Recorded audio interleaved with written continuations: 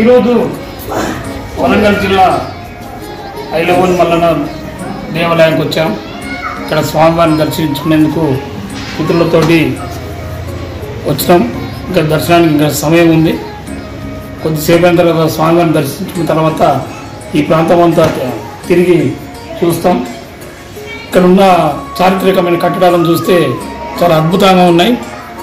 అసలు ఎట్లా నిర్మించారనేది ఒక్కోసారి ఆలోచన చేస్తే చాలా అద్భుతంగా కనబడుతున్నాయి. ఈ శిల్పాలు కానీ ఈ స్తంభాలు కానీ చాలా బాగున్నాయి, అద్భుతంగా ఉన్నాయి.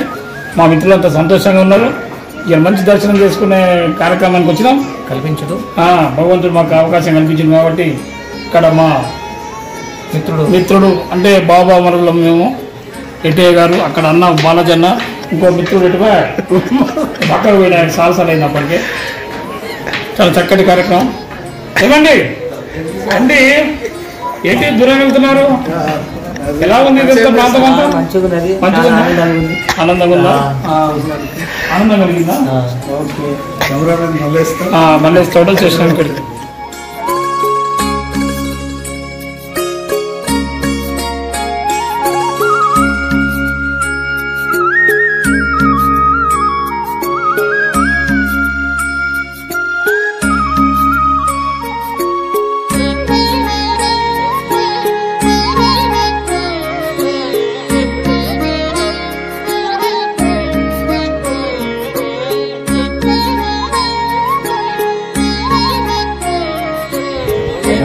దర్శనం కోసం అయితే అందరూ కూడా ఐనవోలు మల్లన్న దర్శనం ఇంకా టైం ఉంది కాబట్టి ప్రస్తుతానికైతే ఇక్కడ ఉన్నటువంటి శిల్ప కళ నైపుణ్యాన్ని చూద్దామని చెప్పేసి ఇక్కడ విశేషం చాలా అద్భుతమైన కట్టడం అయితే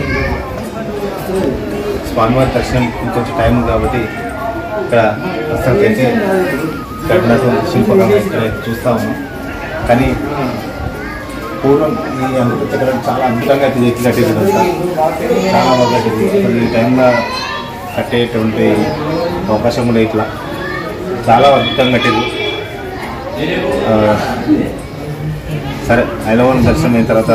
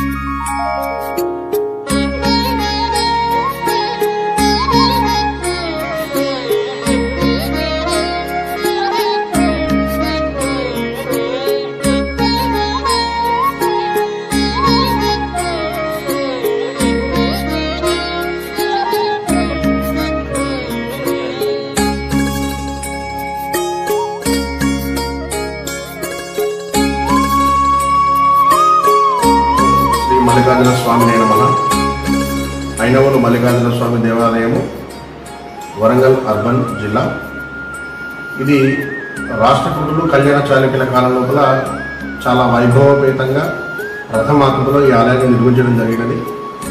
తదనంతరం 200 సంవత్సరాల తర్వాత కాకతీయులు ఎప్పుడైతే రాజ్యాధికారంలోకి వచ్చారో తర్వాత ఈ ముందు ఉన్నటువంటి ఆ ప్రధానాలయానికి ముందు ఉన్నటువంటి నాట్య మండపము, తర్వాత తూర్పు వైపున దక్షిణ వైపున కీర్తి తోరణాలు, కాకతీయులటువంటి సైన్యంగా మనం ఈనాటికి కూడా చెప్పుకుంటున్నటువంటి కీర్తి తోరణాలను కూడా వాళ్ళు నిర్మించడం జరిగినది.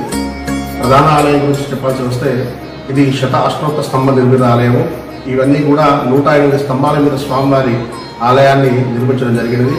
మీరు చూసినట్టయితే వెనకాల ఉన్నటువంటి 3 విగ్రహాలు కూడా స్వామివారి మధ్యలో ఖండేలరాయుడిగా, ఎడమవైపున ఉన్నటువంటి అమ్మవారు బలిజబేడల దేవిగా, కుడివైపున ఉన్నటువంటి అమ్మవారు గుల్లకేతమ్మగా పిలుచుకోవడం జరుగుతున్నది. ఇట్టి వృత్తాంతం ఏంటంటే ఆ కాలంలో జానపద కళా సంస్కృతిని అవలంబించేలాగా, ప్రతిబింబించేలాగా ఆ ఇతివృత్తాంతాన్ని తీసుకుని ఇక్కడ కళ్యాణ చాళుక్యులు రాష్ట్రకూటుల సమయం లోపల ఆ ఇతివృత్తాంతాన్ని ఆధారంగా తీసుకొని ఈ విగ్రహాలను ప్రతిష్ఠింపజేయడం జరిగినది. అయితే ఇక్కడికి వచ్చేటువంటి భక్తులు కూడా అధిక సంఖ్యలో గొళ్ళ వాళ్ళ అమ్మవారిని చేసుకున్నటువంటి మల్లికార్జున స్వామి, అదే ఖండేలరాయుడిగా పిలువబడుతున్న స్వామివారిని మా ఇంటి అల్లుడుగా భావిస్తున్నాము అనే భావనతో ఇక్కడ బోనాలు కానీ పట్నాలు కానీ యాదవ కులస్తులు అత్యధిక సంఖ్యలో పాల్గొనడం జరుగుతున్నది. తదనంతరం ఇక్కడ కాకతీయులు ఎప్పుడైతే ప్రవేశించారో ఈ ఆలయాన్ని చూసిన సందర్భంలో చాలా ముగ్ధావేశానికి కానివ్వండి, తర్వాత ఒక రకమైనటువంటి భక్తి భావానికి లోనవ్వడం కానివ్వండి జరిగింది. అయితే ఎక్కడ కూడా కాకతీయులు శివాలయాల్లో లింగ ప్రతిష్టలు మాత్రమే చేయడం జరిగింది. ఎక్కడ కూడా శరీరాకృతమైనటువంటి విగ్రహాలను ఎక్కడ ప్రతిష్ఠింపజేయడం జరగలేదు.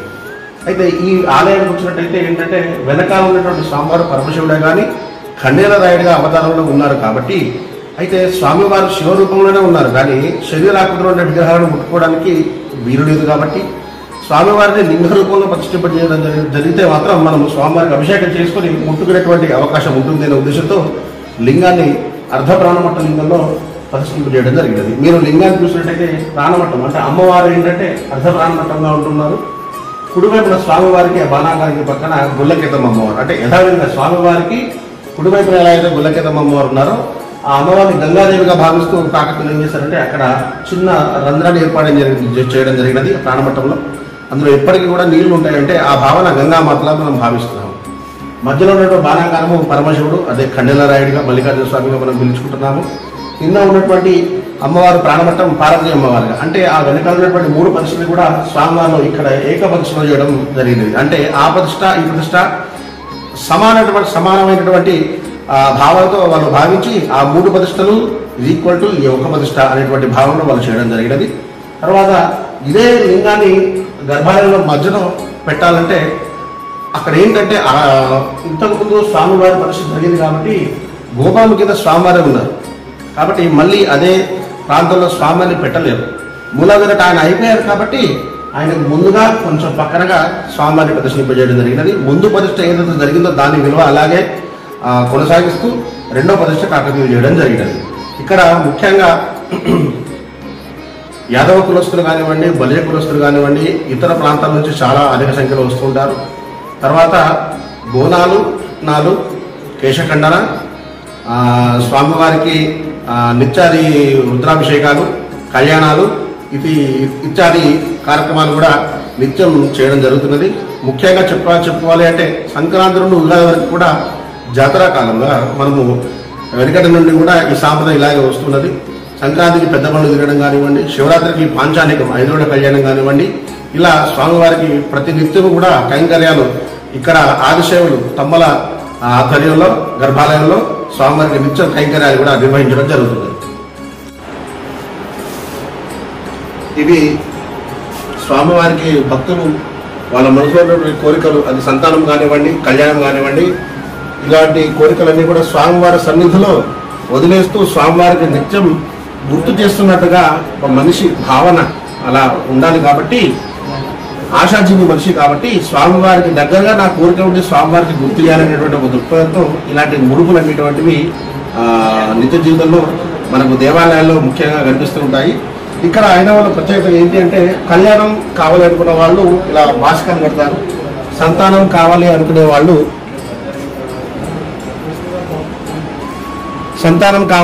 వాళ్ళు ఇలా తొట్టెలను కడుతూ ఉంటారు. తర్వాత ఈ కళ్యాణం కానివ్వండి, సంతానం కానివ్వండి, ఇలాంటి కోరికలు నెరవేరిన తర్వాత కళ్యాణమైన దంపతులు స్వామివారికి కళ్యాణం నిర్వహించడం కానివ్వండి, తర్వాత వాళ్ళ సంతానం స్వామివారి ప్రసాదం వల్ల కలిగినట్లయితే ఇక్కడికి వచ్చేసి వారి పుట్టు వెంట్రుకలు కూడా ఇక్కడ తీసుకొని అట్లాంటి కార్యక్రమాలు స్వామివారి సన్నిధిలో నిర్వహించుకొని